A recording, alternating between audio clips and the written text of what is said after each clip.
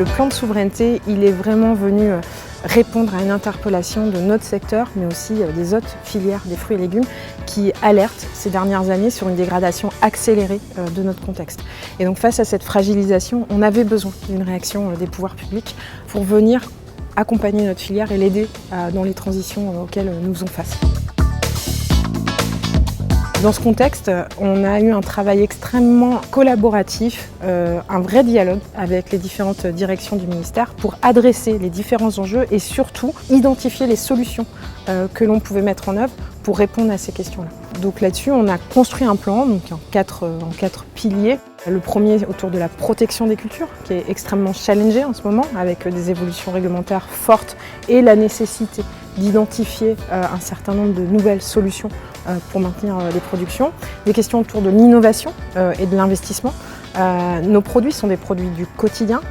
On a aussi une forte pression sur les prix. Cette pression et ce challenge sur les prix nous emmène ou nous contraint dans les investissements ou dans la modernisation de nos outils. Et donc effectivement, il faut une intention, il faut une volonté politique pour accompagner aujourd'hui nos entreprises, pour leur permettre de conduire les différentes transitions. Le troisième volet est évidemment autour de la recherche, donc essentiellement amont. Là, le gros challenge pour nous, c'est de répondre aux enjeux du changement climatique en trouvant des modes de production qui s'adaptent à ces évolutions climatiques. Et puis, évidemment, je l'ai déjà dit, sur la protection des cultures. Et le dernier volet autour de la dynamisation de la consommation, parce que assez paradoxalement, en fait, aujourd'hui en France, sur les fruits et légumes et sur les légumes en particulier, on déconsomme des légumes.